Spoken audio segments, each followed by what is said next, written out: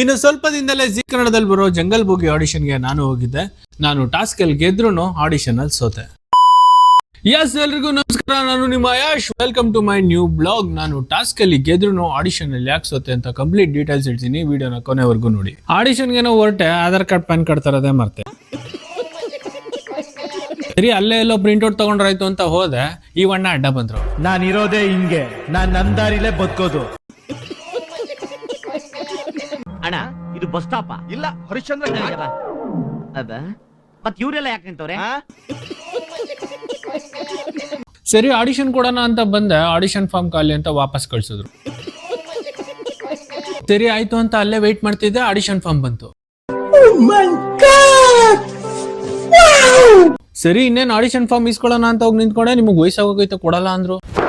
Emotional damage. ಆದ್ರೂ ನಾನು ಬಿಡ್ಲಿಲ್ಲ. 1997 ಇರೋ ಏಜ್ ನ 1996 ಮಾಡಿ ಎಡಿಟ್ ಮಾಡಿಸಿ ಲ್ಯಾಮಿನೇಷನ್ ಮಾಡಿಸ್ದೆ. ಆಮೇಲೆ ತಿರ್ಗಾ ಬೈತ್ ಕಳ್ಸಿದ್ರು. 1997ಗೆ ಕೊಡ್ತಿಲ್ಲ, 1996 ಕೊಡ್ತೀವ ಅಂತ.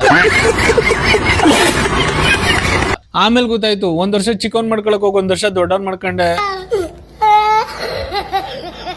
ತಿರ್ಗಾ ಹೋಗಿ 1999 ಎಡಿಟ್ ಮಾಡ್ಕೊಂಡು ಡ್ರೆಸ್ ಚೇಂಜ್ ಮಾಡ್ಕೊಂಡು ಅವನು ಇದ್ದವನು ಎಲ್ಲಾನ ಹೋಗ್ಲಿ ಅಂತ ಕಾಯ್ತಾ ಇದೆ. ಅವ್ನು ಸುಸು ಗೆದ್ದೋದ, ನಾ ಫಾರ್ಮ್ ಇಸ್ಕೊಂಬಂದೆ. ಫೈನಲಿ ಫಾರ್ಮ್ ಸಿಕ್ತು. ಫಾರ್ಮ್ ಫಿಲ್ ಮಾಡಿ ಈ ಗೇಮ್ ನ ಹೆಂಗಾಡ್ಬೇಕಣ ಅಂತ ಈ ಅಣ್ಣನ್ ಕೇಳ್ದೆ. ಹೋಗಿ ಅಲ್ಲಿ ಅಗ್ಗಡ್ಕೊಂಡ್ ಮೇಲೆ ಅಲ್ಲಿಂದ ಇಳಿಜಾರಾಗಿದೆ ಬಂದು. ನಾನು ಈ ಅಣ್ಣ ಹೇಳದ್ ನೋಡ್ಬಿಟ್ಟು ತುಂಬಾನೇ ಈಸಿ ಅಂತ ಅನ್ಕೊಂಡೆ. ಬಟ್ ಹೋದ್ಮೇಲೆ ಗೊತ್ತಾಯ್ತು ಸಿಕ್ಕಾಬಟ್ಟೆ ಕಷ್ಟ ಆಯ್ತು ಅಂತ.